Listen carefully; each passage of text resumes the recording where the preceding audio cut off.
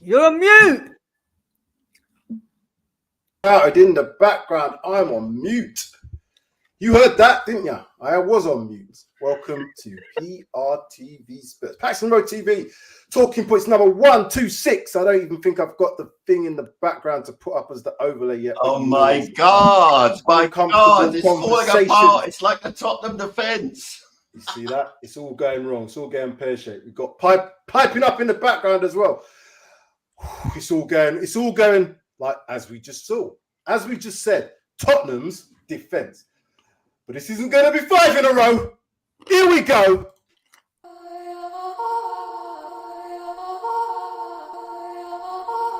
It's just different.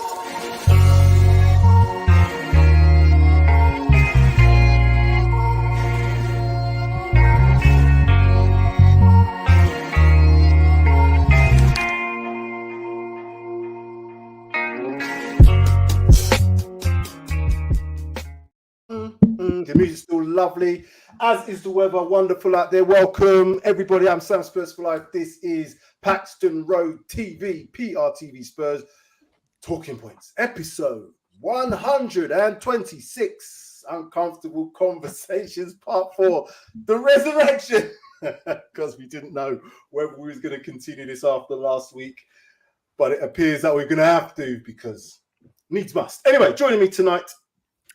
It is tonight. Not with that. I like that actually. That Not sounds a lot, good. but you No, will. wait. Not a lot, but I like it. We'll do that at some other point in time when we've got things to do. Welcome, Sid Spurs, Sean Hull. How you doing?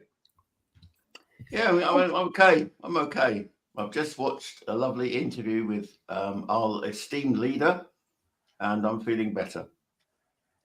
Good, Sid. I represented the 5% of Tottenham fans in Manchester on Saturday, Sunday, Monday, Tuesday. So, yeah, just come back on Monday afternoon, evening from Manchester to be back with all the Man United fans in London. Sorry about that, people. Just had to adjust the screen. So everybody had a good bank holiday, did they? Yeah, it was good. You know what? Relative. For once, it was beautiful up north, apparently. It was compared to London. So, yeah, lovely. Well, I enjoyed myself. It was great. So yeah, things are fantastic in the wider world. If you're up to speed with the beef, Drake versus Kendrick. Some say Drake's winning. Some say Kendrick's winning. But we're all winning as hip hop fans. Huh? What are you saying? Some say it's just a distraction. Oh, you know what? That is the biggest. That's the one for me. It's always a distraction when you've got these things. Anyway, let's not get into that because that's a complete different conversation. And that will get political, so let's not go there. But, yeah, because apparently Drake's house got shot up a couple of days ago, and I'm not quite sure if that's a setup. Anyway, moving on to all things Tottenham. All things Tottenham. We aren't in the best of places, we must admit. However, the season is coming to a close. 3 games left. And what I will say is there's other teams. What's going on, Sid? I'm here. You're going back. Okay. Grief for scared. It's like things are out of my control here. What's going on here? Anyway, like I said, 4 games on the bounce, having lost. But I guess it doesn't feel quite like it did post-November when we had the similar type of results because of where we are and really because of Man United and how crap they are. So I think we should be 5th. Chelsea, potentially. Do we think? What do you think, boys? Oh, Poch gonna what's the word? Piss on our party? Hijack.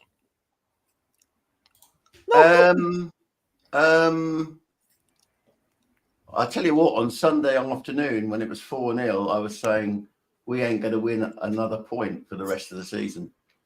But I've reflected on my depressed self, and I've seen Richarlison score a perler of a goal. I've seen Ollie skip in a temporary position as inverted left back, and I'm feeling better. And I've watched, as I said, I watched Angie's interview on Optus Sport this afternoon, and I'm feeling better, much better. I'm glad you are. Because, like I said, we had a bit of a down day, well, down days in the last few weeks because of results. Darius 3K, welcome to the stream as well. 7:15. We want to try and get this done in time, just so we can get to watch our own, or was our own, Harry Kane. Let's see if he can get. I want to watch Eric Dyer. I'm not watching Harry Kane. Oh yeah, Eric Dyer. That's what I'm saying. Facts. The new Eric Dyer. The Eric Dyer that's in a Champions League winning team, almost winning team, or at least Champions League semi-final winning team, potentially. The all-German Champions League final is upcoming. David Clark, hi from Leicester. Hope everyone in the chat is well. There's not many people in the chat at the moment, David. So yeah, it's just you. The new name for the Spurs defense is it's the Mexican border. I like that. Spurs side next time will be Dani Olmo Carvajal. Do you really think that? We should see. I'll adjust my camera slightly because it's Sean Butler's promised us that. I've been heard a lot of things about what's his name? Diablo. What's his name? Dybala. Dybala. That's it, not Diablo. I was saying Diablo. Dybala. We've been seeing him for like the last 26 years or something like that. He's not yet. 4 losses on the trot for Spurs will never beat my low point when my team was 1-0 after 30 minutes against league leaders away, but went on to lose the game 12-1. Which team was that? Good grief, David. Sounds like what we used to do back in the day, Sam, doesn't it? Yeah, give us some more information because I wouldn't want to be on that team. I hope it's grassroots football. Oh, certainly not professional. Okay, guys, let's all serious, all fun aside, all jokes aside. Let's get into a bit more of a serious chat. I wanted to kind of touch on. We did parts 1, 2, and 3. We've looked at the style of play philosophy. We looked at some of the players in terms of their whether or not they're up for the system, etc., etc. I think we need to just maybe reflect on that a little bit more and kind of talk about who we think needs to be moved on, who we think might need to stay, how you think these players are playing. Do you think they have lost belief? That's one of the questions I'll ask. I'll ask you to start off with this conversation, Sean. There's a lot of talking in the press. There's a lot of talk in the Spurs fan base, which is very, very divided as per usual, very toxic as per usual. Again, we can all have critiques about games. We can all get upset about one-offs, but you have to look at the bigger picture. There is a bit of a bigger picture. I know that there's similarities with other stuff that's gone on in the past, but we can't all just say, Enoch out, leave it out, jump on this, jump on that. We spent money. We've just spent it unwisely, in my opinion. But we have a manager that has a clear philosophy, a clear way of playing. There are downsides to that, in my opinion. In the Premier League particularly, I think you need to have some sort of adjustments. Again, I'm not talking about philosophical adjustments, but certainly adjustments in how you play because we don't have the best team. And I think, again, repeating myself, that we, as a squad, as a way of playing in terms of Ange's style, need 11, 12, 13, 14, maybe 15 players who are very equal quality. We haven't got that. So I'll start off with you, Sean. Who do you think's lost belief, or who do you think Ange's talking about when he says that not all players have got the belief that he requires?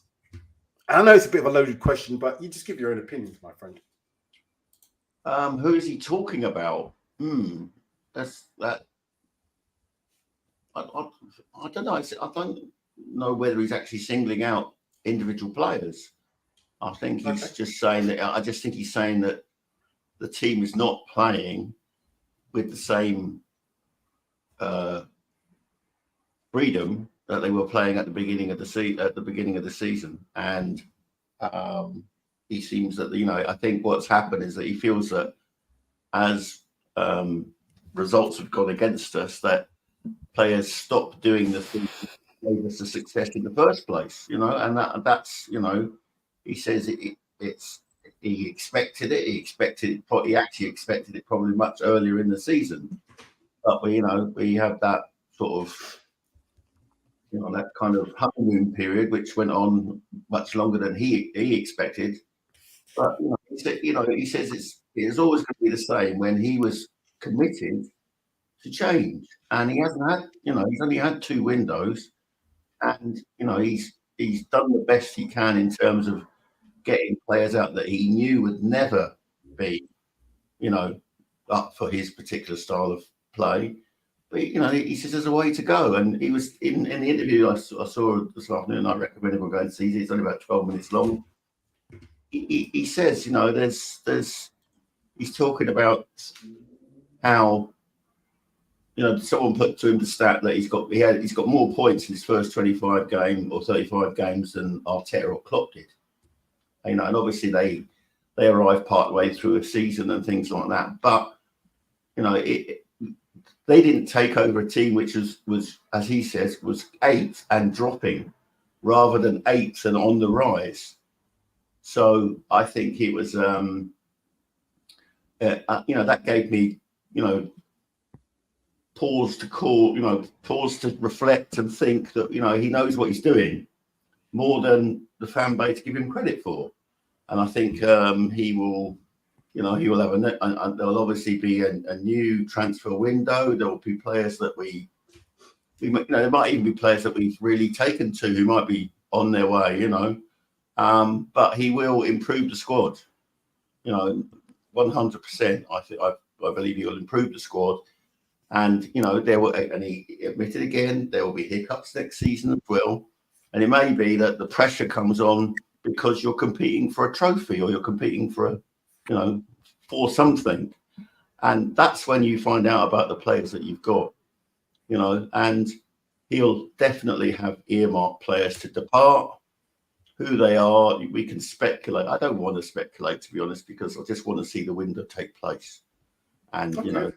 I will have some idea possibly by the end of June, because a lot of clubs have got to sell for PSR reasons. And we'll probably have some idea, July, before the team returns for pre-season training.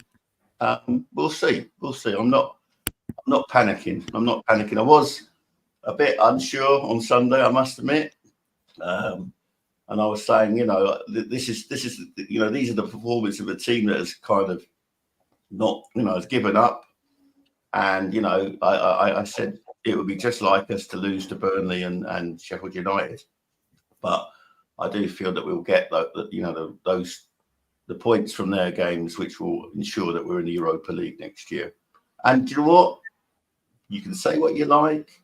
That's improvement. We were 8th and falling, as he said. We were 8th and falling. Last season, we were a disgrace, given how much we put in to getting into the Champions League the season before. And I'm more than confident that things will turn.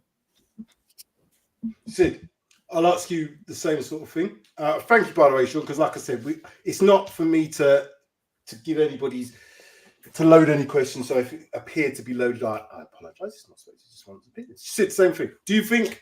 Do you think Andrew's talking about anybody in specific with regards to this belief thing, or is it just a general kind of like statement you kind of made? Maybe it's not even something he actually wanted to say.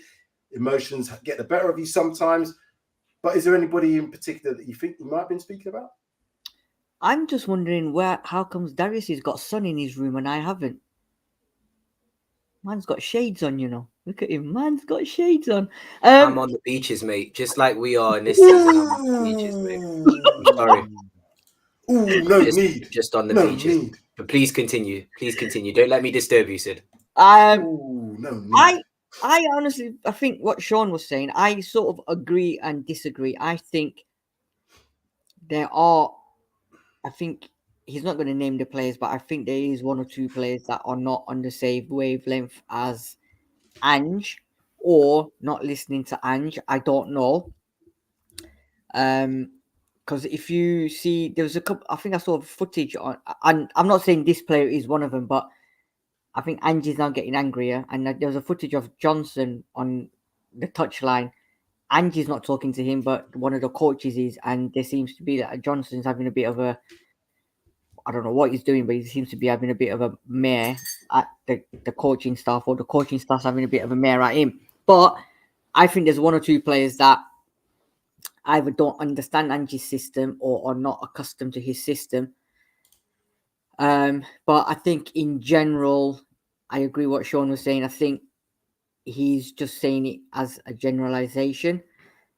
But I saw the video as well, Sean, on my way home from work today. It's a very good video, like you said, 12 minutes with Optus Sport.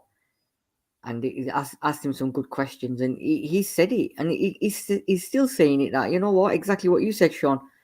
Last season, the 8th bit, and we was on the decline. He thinks he's done well. There's still room for improvement. They're still not where he thinks they've done well. He thinks they've improved massively. But it's going to take time. I think it's going to take time for he's still adamant about this 4 or 5 year plan. He's still adamant about it, because he did mention Guardiola had the same, Klopp had the same, Arteta had the same. But obviously, we've spent a little bit more money than them. But he's adamant that things are going to change, and he's adamant that his way is going to work.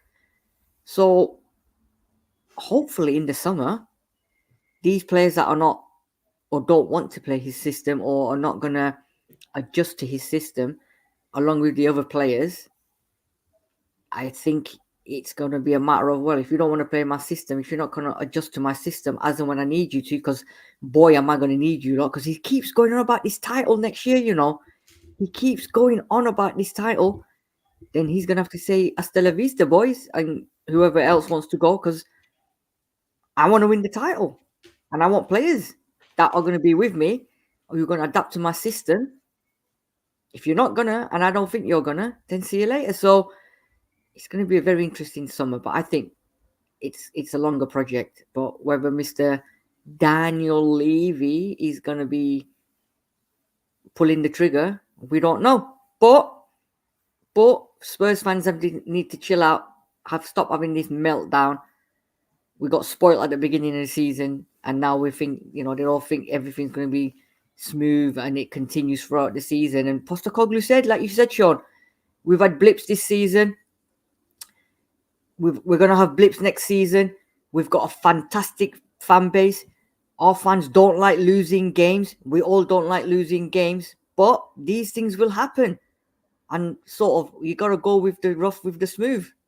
So we've got to see what happens. I like all the positivity. My role today is to be a bit more of a devil's advocate. I'm not going to do it yet, because I'm going to get all the opinions first, and then I'm going to just ask a few questions. Just because the name of the show, for those that don't know, it is Uncomfortable Conversations Part 4, The Resurrection. Darius, same question to you, same sort of, again, it doesn't have to be specific if you don't want to name names, but do you think the players have lost belief? Do you think some of the players have lost belief, or is this just a blip? I wouldn't say lost. I would say they're looking to somebody to get them out of this. Do you know what I mean? And it ain't going to be them that's going to get them out of this. And as a player, if we're four losses on the bounce now, and you don't see much faith in getting a result, you're going to turn to your managers, try and tweak something, to change something in order to at least give you the confidence to maybe get back onto a run of form, or, going 0.4, going a whole month, if you want to call it a month. It's not a month. It was about 2 weeks because we had games congested, but four match days without a win. As a player before, I would be panicking. I would start to have a little bit of panic. I wouldn't start to lose faith in my manager, but I would start to panic a little bit, because you do need to get points on the board. So my fear is we're not changing nothing. So when are we going to actually, when is it going to change? If we're not willing to change, if our manager's not willing to change, when's the turn of form going to happen? Is it going to come with the significant drop in quality of opposition that we're going to have? Obviously, Burnley are nothing like Chelsea, nothing like Liverpool, nothing like Arsenal. But again, the last game in the FA Cup we played against them, we only just beat them, like you said, Sean, in the last video, and Pedro Porro really did have to pull it out of nowhere to do it, and they're still fighting for something as well. So there's all these things that I'm adding up and thinking about when I think about how we can turn it around. And yeah, I think some of these players are just a little bit in panic mode. If we finish the season losing 7 games on the trot, it's not going to look good, regardless of how well each individual's played in the game, regardless of if you score 3 goals in every game leading up, but you lose 4. It's not going to look good losing 7 on the bounce to end the season. So I think it's not it's not losing faith. It's just a bit of, I think it feels like panic right now. Like 4 games, this the most games we've lost in a row since 2004. So it's unusual. We never had this with Poch. Never. We never had this with Redknapp, with Sherwood. Like we've never had this for a long time. So this is Never had kind this of with me, uncharted, though. kind of uncharted territory for us. Never had this with AVB. We had it with AVB. I apologize. No, we didn't have it with AVB. We didn't have it with AVB. AVB. Sorry. Nuno. No, we didn't have it with anybody. So this isn't good. However you want to pick, paint our future, paint what the summer's going to look like. At the moment, it's not good. It's really, really not good. 13 goals conceded and 2 goals scored, is it? Or 4 goals scored with the 2 at Liverpool. Yeah, it's not looking good. So yeah, I will go back to my point and say I think that it's not a lack of faith, or I don't think players are losing faith. I think it's just a little bit of panic at the moment because we haven't lost 4 games in a row, and I don't see, if the manager's not going to change, which he seems to concede that he won't. I don't see where we're going to turn it around. Where's the turnaround going to actually come from? So again, like I said, thank you for all your opinions, and I've based on all your thoughts, I'm going to throw in some things here. So. Yeah, 4 games. When I critique, I don't critique the whole picture because I want Ange to stay. That's the first thing that I will say. I want Ange to be the manager. I like his philosophy. I'm on board with it. I'm on board with what they want, what he wants to achieve as a collective, as a footballing manager. But I have to shake my head. There are things that he's doing that I don't think is helping the cause. In the Premier League, we may have to give managers time. Obviously, we do. But time is not their friend. If the fan base starts to ignite as it's doing now, things are pressurized. Daniel Levy has been known to make decisions based on public opinion. And I think that this could be a similar case if we're not careful. Because you can't go into the end of the season losing 7 games. I don't care who you are. I don't care whether it's your first game, whether it's your 101st game. I don't care. It can't be your first game because you would have lost 5. If it's your 7, you know what I'm saying. You can't. It's the Premier League. It's not losing 7 in a row is crazy. I'm not saying we're going to lose 7. It'd be crazy. No, but if we were, that would be insane, wouldn't it? Like that's what I'm saying. There'd be no way you could spin that. But to lose 4 in a row. So let me just finish the point. Yeah. To lose 4 in a row is bad enough. To lose 4 in a row, to lose 3 in a row when we had that part middle season. The only reason why I think we're a little bit more relaxed about it is because it is the end of the season, pretty much, and we know where we're going to finish. We ain't going to finish anything below 6. But there are signs that don't make me feel too confident about going into next season. One of them being, I don't think we're going to get the players that we need because we can't get all the players out that we want or Ange wants. It's impossible. I don't think enough players are good enough. I don't think it's even a belief thing. I just don't think players are good enough. Because the reason I say it's not a belief thing is because even when we had all them injuries, we still played the same way. And we had to play players in certain positions. Now, they excelled at that time. Ben Davies, Emerson Royal, 2 of the ones I'm going to name, who played at centre-back, out of position. But now it's later on in the season. Now we've got fatigue to add into the factor. Now we've got a bit more pressure to add into the factor. These are the things which is causing us the problem.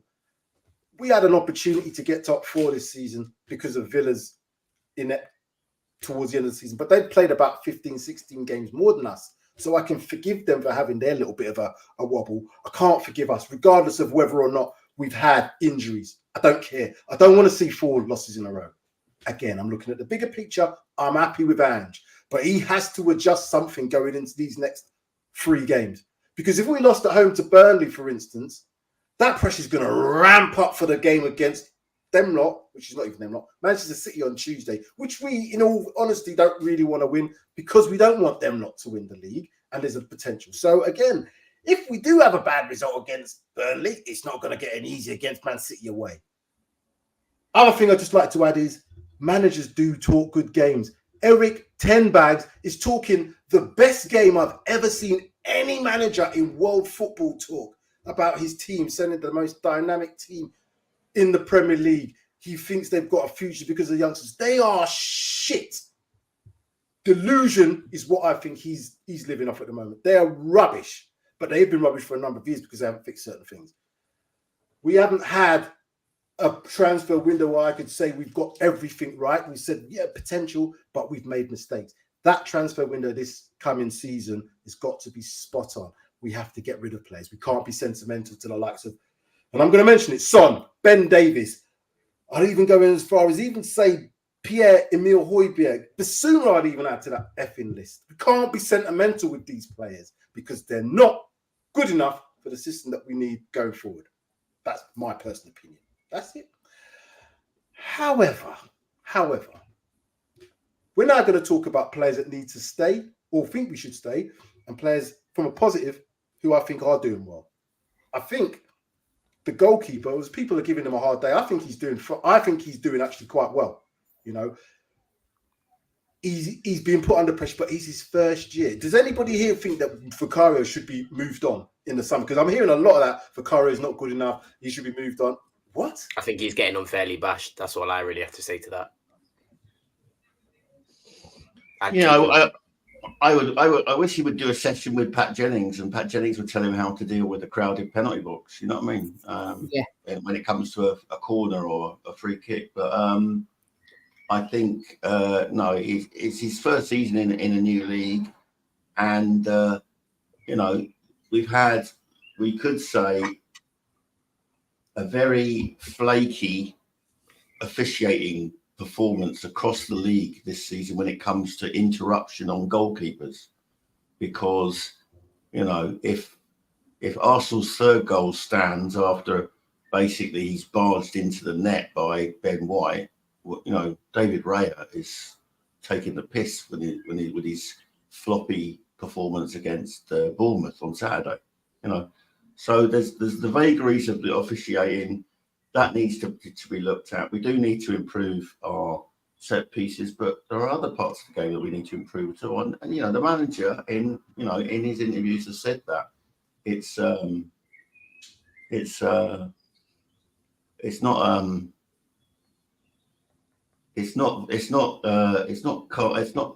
what's the word I'm looking for? It's not terminal in terms of Vicario. I'm more than happy with his acquisition. I'm more than happy for the amount of money we paid for him. I wasn't prepared to pay 40 million for Raya, and everything Raya's done this season is made me even more confirmed to that, including passing to Romero for the first goal against us at our place. So, yeah, I'm okay with Vicario. I think there's still elements in his game that he needs to learn. I think coming to the Prem, I don't think he realised how intense and how like that every player bashing him in set pieces and stuff like that. I think he needs to, obviously, like you said, Sean, or Pat Jennings or somebody needs to have a word with him and say, right, this is how you need to deal with it.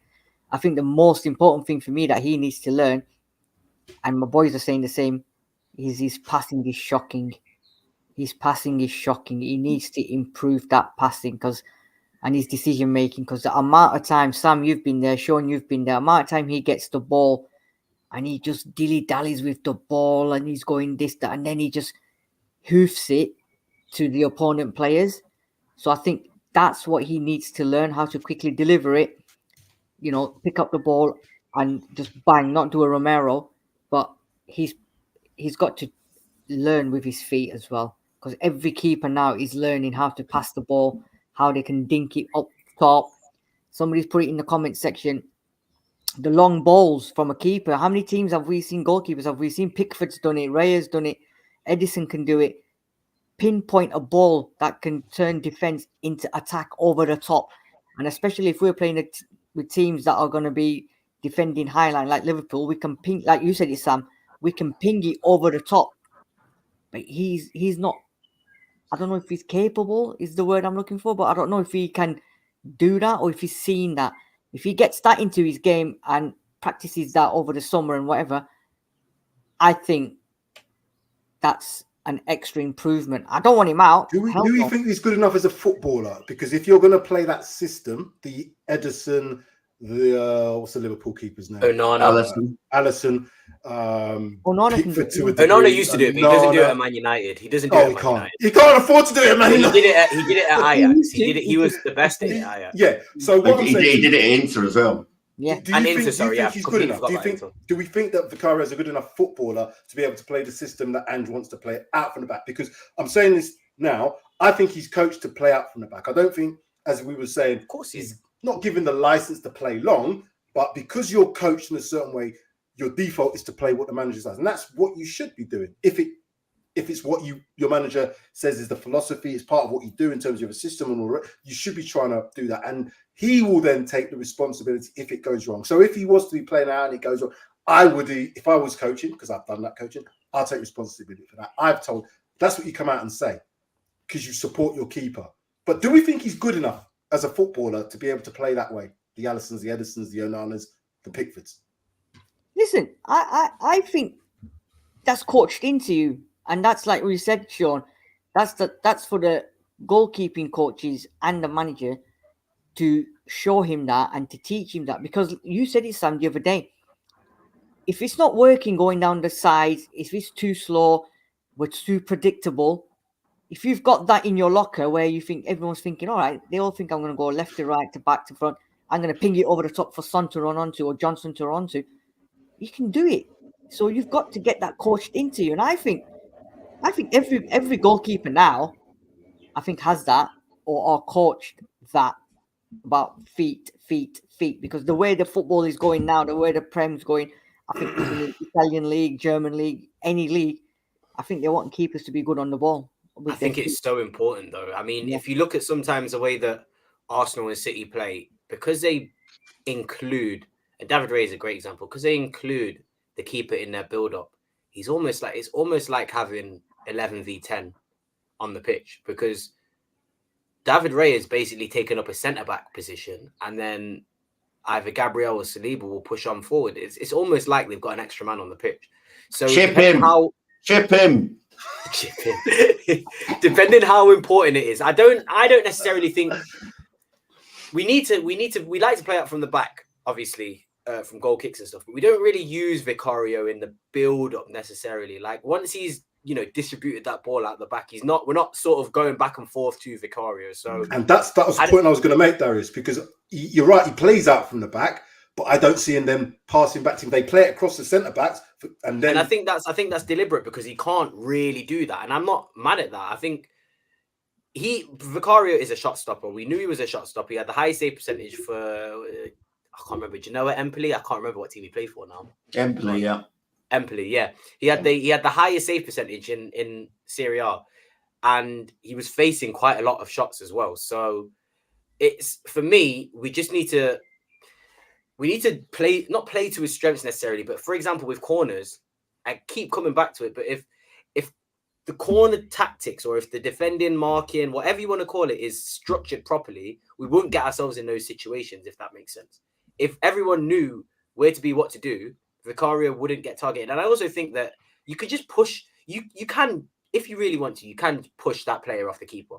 Like, sometimes I think, centre-backs, like, give them a little push in their back. Like, get them off your keeper. Help the keeper out a little bit, because they're going to do that now. Like, you've got to protect your keeper a little bit as well. And I will add to this, the keeper won't get pulled up for a foul if he pushes a centre-back. Exactly. Just give him a little push. Like, he pushes, you know what I mean? I've never seen that happen where a centre-back... They'll never give a foul. They won't never give a foul. But the other way around, it's more likely than not they'll get it. But and Vicario will get a foul. Yeah, if they're pushing Vicario, he's supposed to be protected. And I know what you guys are mentioning. I think you guys mentioned earlier about the sort of inconsistency of the treatment of goalkeepers and the contact, how much contact they can sort of receive. But for me, like you said, Sam, I've never seen any penalty given for a keeper moving our centre back out of the way. So again, there's little ways we can improve these things. That the corner thing to me isn't the most important problem. I think you could solve the set piece issue by hiring a coach, by working on that. The issue for me is I need to see where the change is going to happen. And again, if we aren't going to get in players who are going to be able to play this system, the same stuff's going to happen next season, even if we get rid of 7, 8, 9 players. The recruitment has to be perfect, like you said. That's the first and foremost. That's the most important thing. If we're going to play such a technical system, recruitment has to be perfect. Has to be spot on. Do we think that? Because I'm going to put this comment up here, and Sean, you can have this comment if you want to. Raheem, you know, I disagree, by the way. This is Raheem that I think I know. This is a guy that I think. Man for man, you have a better squad than Villa. Your manager is too stubborn. His tactics have been found out. Your football reminds me of Ardiles football. I disagree with the first bit. I disagree with the first bit too. I think Villa have got a way better squad than us. Yeah, I would say we're about equal. Maybe they're slightly better than us. Fair. Manager's too stubborn.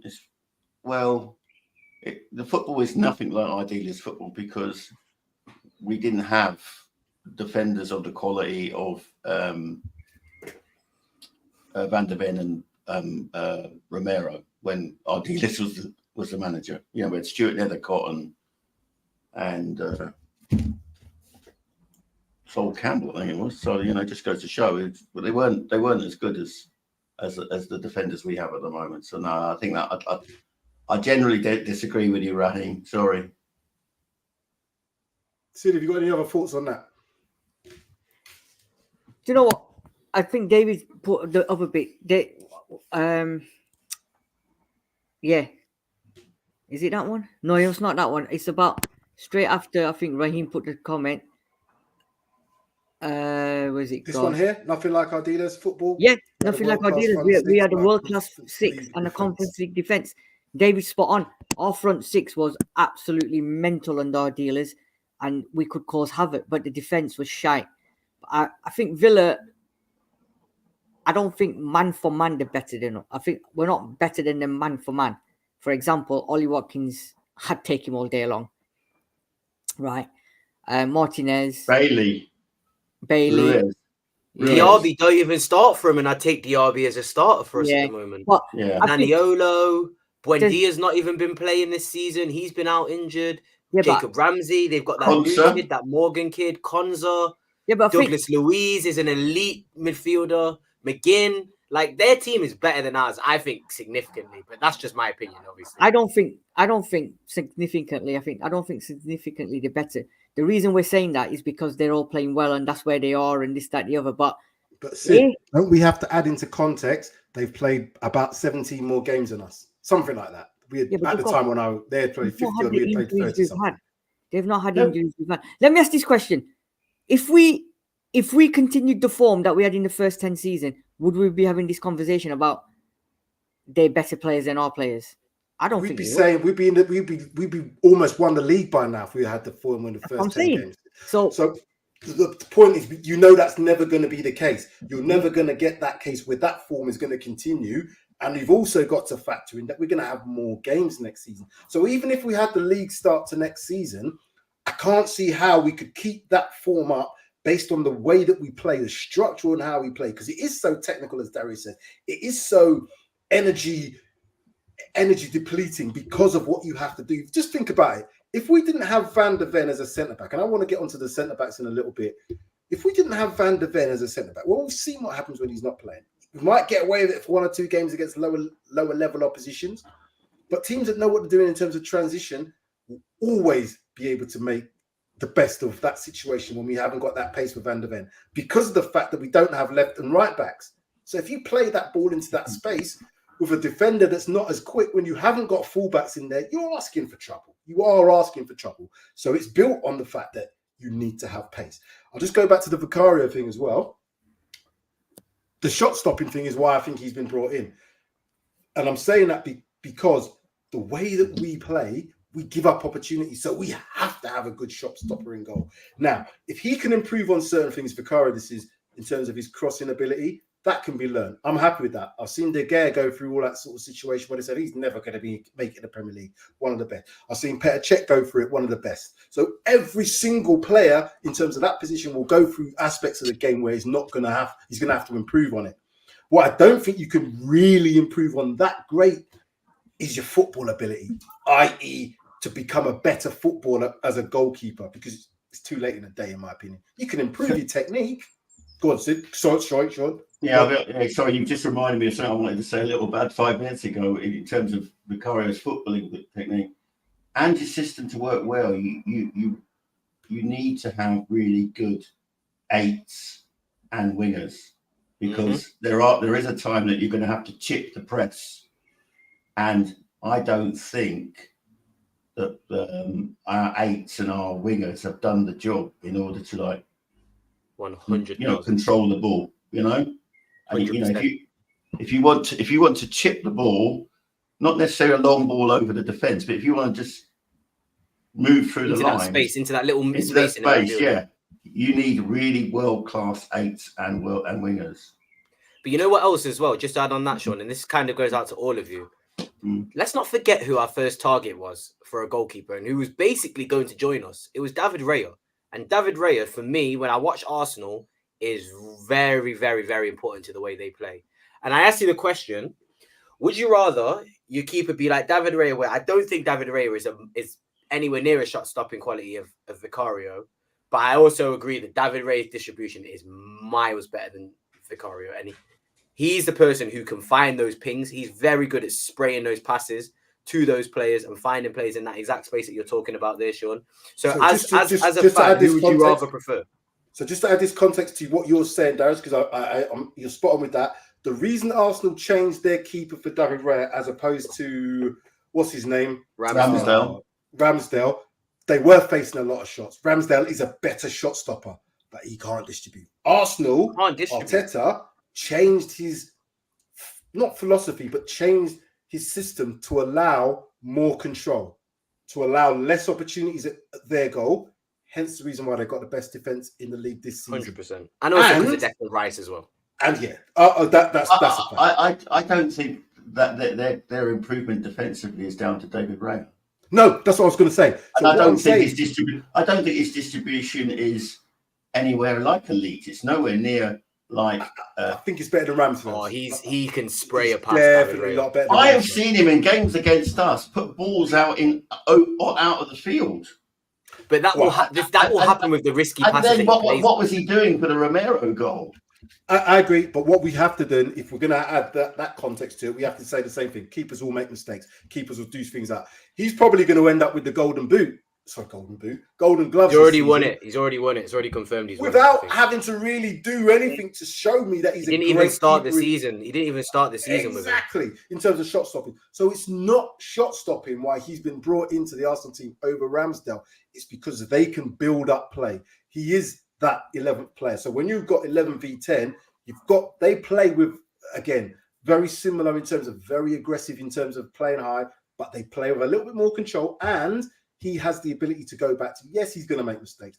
So as any keeper in the league, we can't just say, oh, he's done that because we've got keepers that do that and other keepers done that. What I'm saying is they're not reliant on him having to make shot after save after save after save after save, as they did with Ramsdale, because they have more control. If we had more control over this, then we'd have to look at Vicario in a little different way, because his strengths are shot stopping. So would we then say, like with Pickford, I don't rate Pickford because I think his concentration levels are not the best. I don't think he's that good a keeper. Even for England, I don't think he's great. But people seem to think, oh, his distribution is wonderful. He's about 5'8". I don't care. I'm trolling now. I don't care. I just don't think he's good enough. But that's just me on that situation. So yeah, I understand the reasons why certain players look better in certain teams because of the fact that they're part of what this team actually needs. Arsenal needed that person to be able to build up the play, pass it back, control the game. That's what they're doing. That's my opinion. Good Beats is saying it's just part of the building process. Klopp, Pep, and Arteta never changed in the first season. He can't change something that's in its early stages at the first sign of trouble. Thoughts? Absolutely. Repeat that. I heard never. I heard Arteta and never, but it cut out a little bit. What did you say there?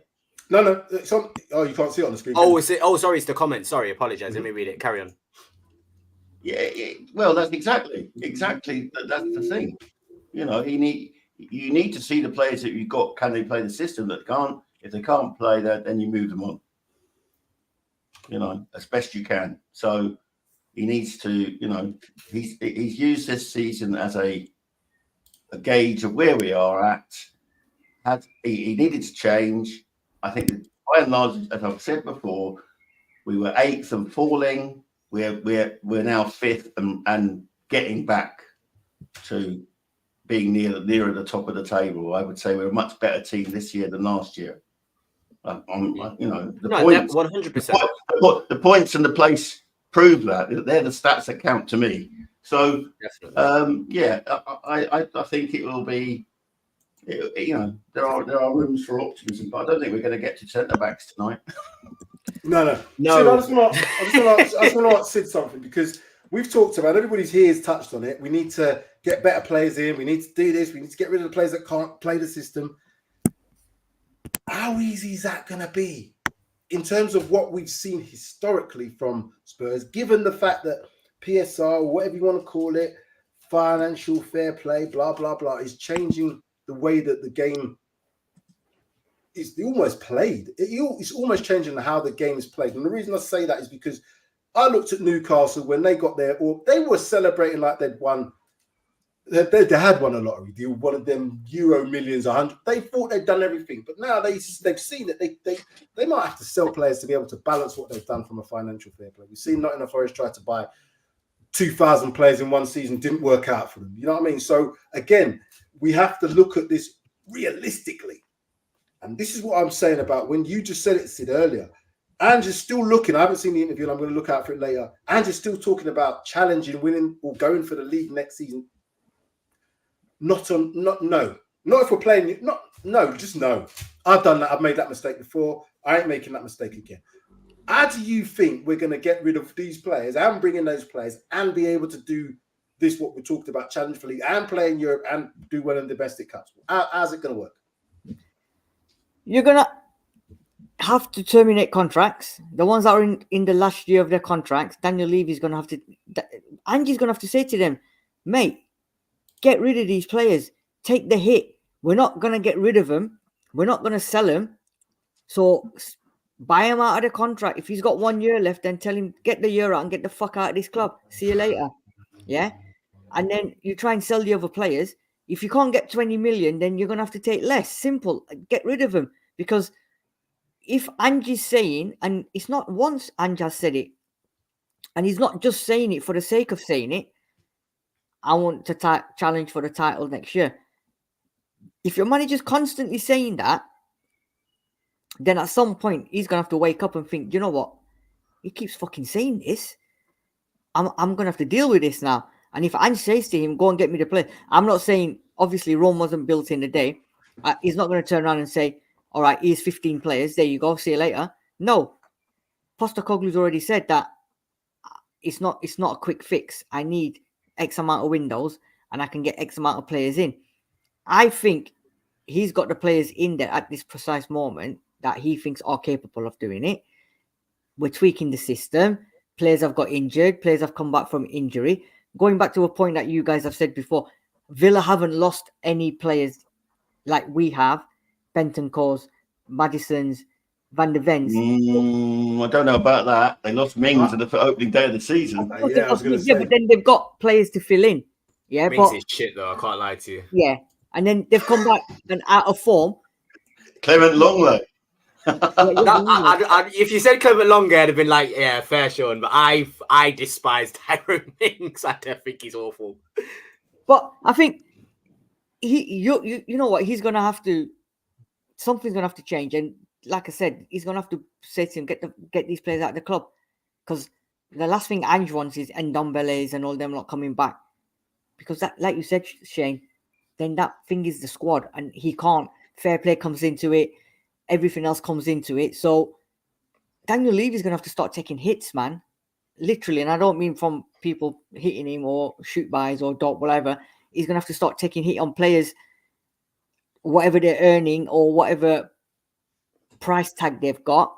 He's gonna have to say, all right, see you later, mate. Sid, we can. Part of the financial fair play would mean you have to try and make profits on players. So by just terminating contracts, you're putting yourself at a disadvantage to be able to buy. This is the whole thing. Include them in deals then. Why can't this is what I'm saying. This? Who's going to want Ellison effing Royal as part of a deal? Who's going to want him as part of a deal? Saudi, bro. Send him to Saudi. They don't want him. Yes, they do. No, we don't want him. They do want him. That's what's crazy. We literally turned down an offer from Saudi at the start of the season because we thought Oh, we need a backup. Emerson, he could play left back, he could play right back. Oh, yeah. You know what? Richarlison, we had a 60 million euro offer for Richarlison, and every man told me, nah, let's not do that. Why not? Why not? We're still gonna get that in the summer. We're not going to get our money back on that. That's the only way we're So, going to get so our money back. where does Richarlison's 11 goals come from? Look, for me, like I said, Richarlison costs 60 million. I don't think Richarlison's worth 60 million. So if somebody's going to offer me 60, I think we can flip that and get an Isak. Give him an extra bit of money, get an Isak. I'm selling Richarlison. I don't care if he scored 11 goals. Or Ollie Watkins. Or if you're going to get... I'm not saying these players are going to join, but if you can get a better quality You ain't getting Isak. You ain't getting Isak unless you're paying 100 million. You know what? Give me Benjamin Sesko, who's at RB Leipzig, who's 19 years old and absolutely killing it. Yeah, but Darius... He's got way more potential. And he won't cost you 60 mil. He won't cost you 60 mil. Yeah, but you're getting rid of one to bring one in. We need more than one because we've seen what's happened when Richarlison's not playing. We haven't got yeah, that's fair. Maybe Richarlison. I'm saying I was speaking about it from the sense of if we get offered 60 mil for Richarlison, even if he's all right, I think you can't turn down those sort of offers for players like Richarlison because you're not going to get your money back. And we weren't saying this before he had his surgery and stuff. A lot of people were like, even me included, I'm only giving Richarlison a chance because he's had a good run of form since his surgery. You say we sell Richarlison after having sold Harry Kane? Yeah, if we sold Harry Kane, I've got no loyalty to Richarlison. I couldn't care if he scored 10 goals. If we can get a better striker, I'm not selling him if we can't get up front, Darius. I'm saying if we can get a better striker, if we can get a better striker, I'm not holding on to Richarlison for the sake of it. There's plenty of strikers on the market. Let's not get it twisted. So Ivan Toney, would you not take Ivan Toney to sell Richarlison? No, Ivan Toney. That's insane to me. Is a bad egg.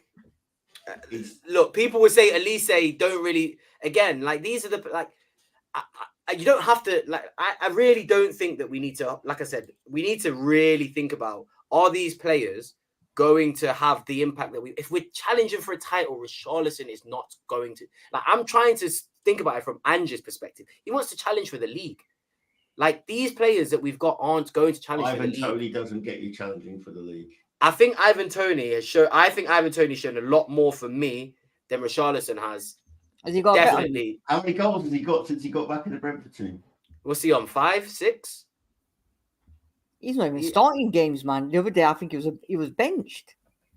Look, you guys, if you guys want to keep Richarlison, feel free. But I'm saying, if opportunities arise, your alternatives don't fill me with any enthusiasm. That's fair. That's fair. I'm saying now, I can't have another season of Richarlison. I don't. It's the same thing we did with Emerson. It's the same thing we've been doing with players over the past couple of years. We need to sell now, and we need to get serious players in. Like I said, we need to spend money. If we're not going to spend money, then I don't see how we're going to improve. Arsenal aren't in the position they are because Arteta is a good coach. He's a good coach, and they spent 400 flipping million pounds. So if we aren't gonna pull our finger out and really get in the quality that we need, then we're gonna be like, oh, Richarlison scored 10 goals. That's all right, I guess. We're gonna be in the same situation next season. We're gonna have to make some real tough decisions. Problem is, Darius, is no one's going to pay 60 million for Richarlison, like you said, right? I don't think Saudi's coming with money over the hill. And I think they realise we've overspent here. Yeah. And also, no one in Europe's got any money. And Daniel Levy's not going to be willing to let a striker go for less than what he's paid. So that's the other. So we're going to be stuck with Richarlison, and we're not going to be able to improve this squad then. But Darius, if you go and buy the youngsters, like you're saying, why not have Richarlison as a squad player to have on the bench? And my rebuttal to that is because that's a 60 million pound player on the bench. If I could get 40 million, I would rather get 40 million for Richarlison and put Scarlett on the bench. I'd be so honest with you. Yeah, but I'd be so honest with you. Or I'd rather put Donnelly on the bench. For me, like a 60 million bench player is crazy.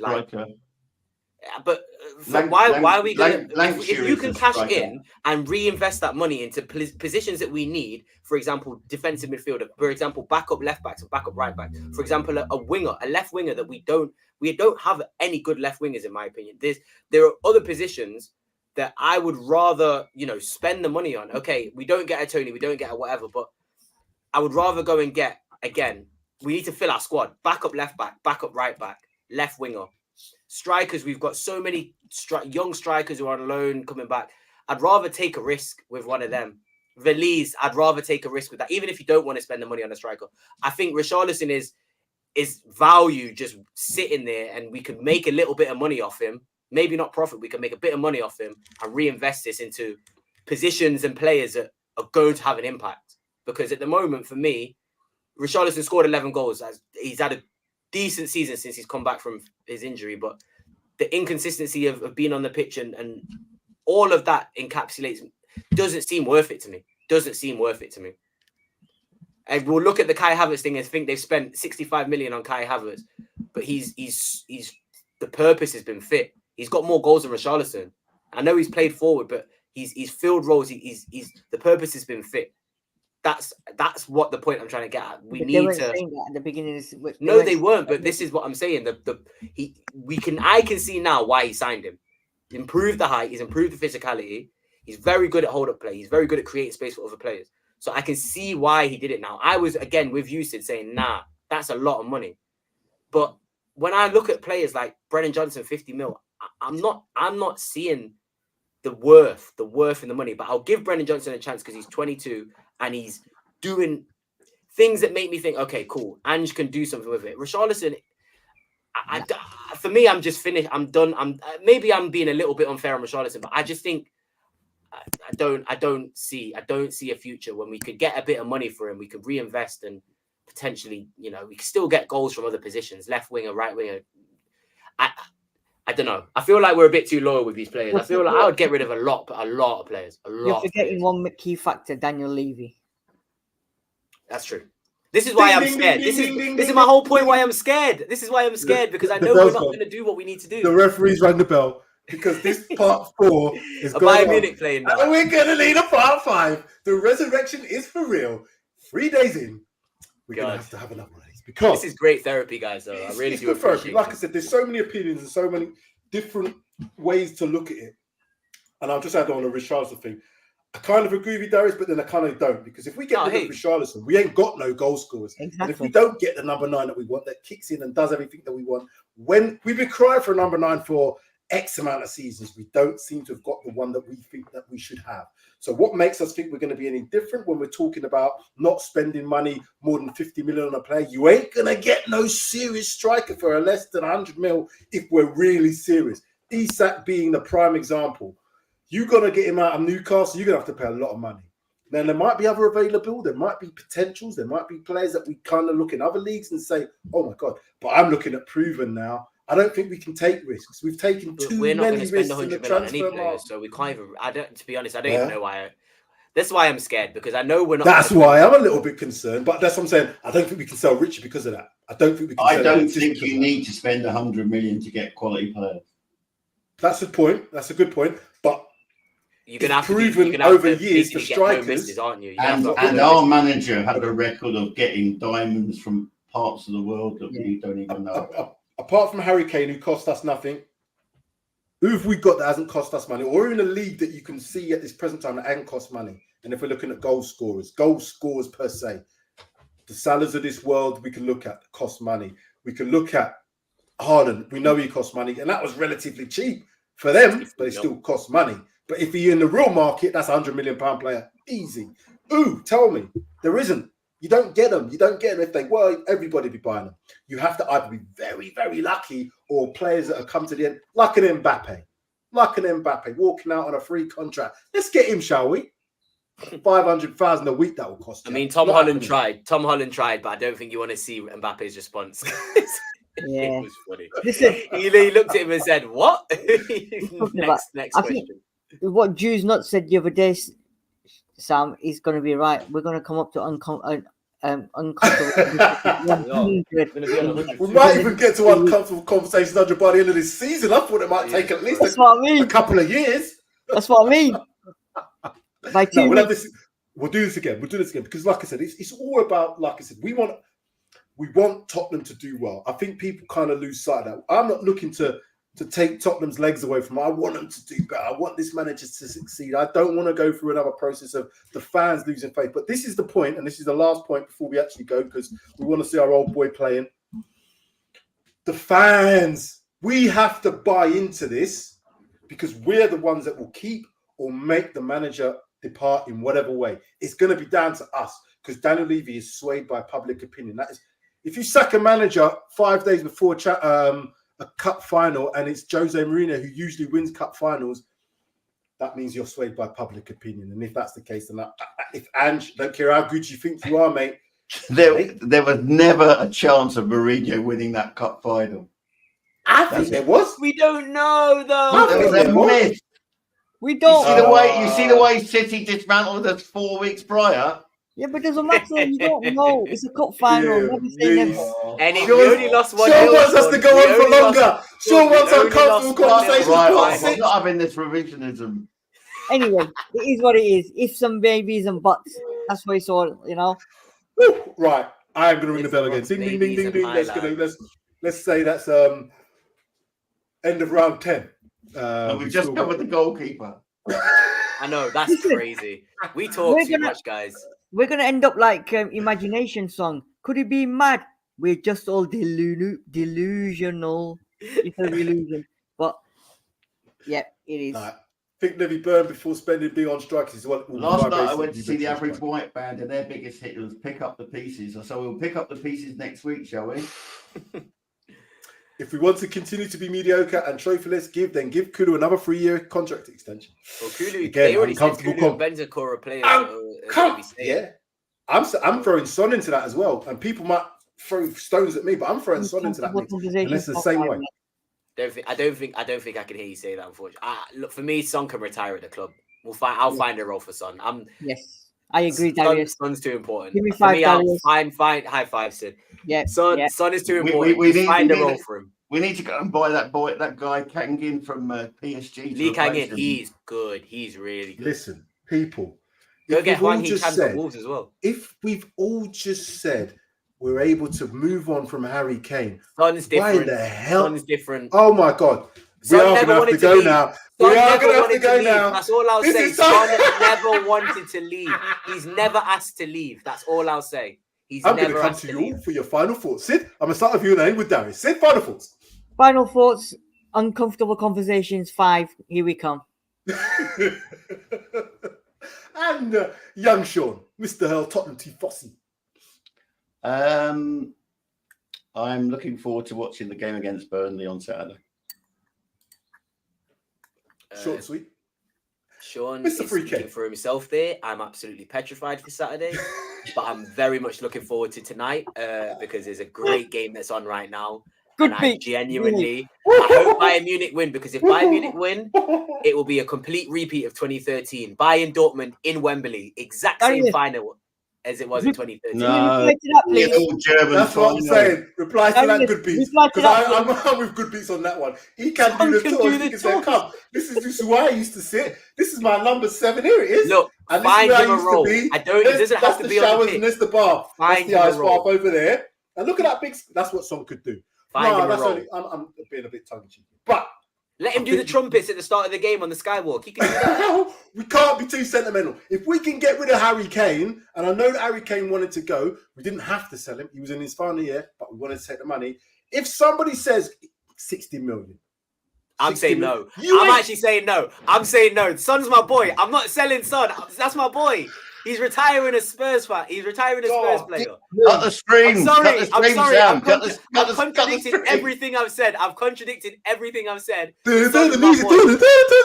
Darius, you just showed yourself to be a Spurs Play the fan. drill music. I'm going to put the drill music on. We got to go. We got to go. Flipping. Now that final 4. Oh my God, I'm sweating. That's my boy. I will not sell Son. Even if he gave me 100, I'm not selling him, bro. Darius, I'm with you, mate. I'm not taking. High five again, Sid. High five again. Sam, cue the drill music, man. Cue the drill music. Just do it. End the stream. Just cue. I want to watch this game. We need uncomfortable conversations part 5 tonight, fam. If we're talking this type of talk, this West talking. Oh my God. Full time. Anyway, see you full time. It's full time. It's full time. We've got to go. Where we got to go. We've got to go. I'm trying to find the drill music because we need drill music to go out for this one because this has been a hard one to actually. That was just. You're saying 100. Are we going to have a Look, Drake? like a bastard here. We're going to have a Drake and Kendrick situation now. No, we're going to seriously. Give me Macklemore. Give me Macklemore. Yes, I sure know about the Macklemore track. I heard that last night. It's a banger, by the way. It's what Macklemore track? You ain't heard it? Oh, it's a banger. It's a banger. Macklemore the rapper, man. Macklemore the rapper. He's got a good song out. Yeah, about the Palestine Iraq war. Sorry, Iraq. What? Palestine Israel war. It's a banger. Oh, it's a banger. He's killed it. Wait, really? Are we being serious? Yeah. Facts. No, Thrift shop Macklemore. Thrift shop 2 Macklemore. minutes. 2 minutes of absolute filth. It's great. Yeah, man, he's killing it, and he's got visuals as well. He's killing it. NXT. Sorry. Okay. Thank you very much, people. Like, subscribe, comment, all the rest of that stuff. PRTv Spurs, Tottenham TV, and we're going to go out now.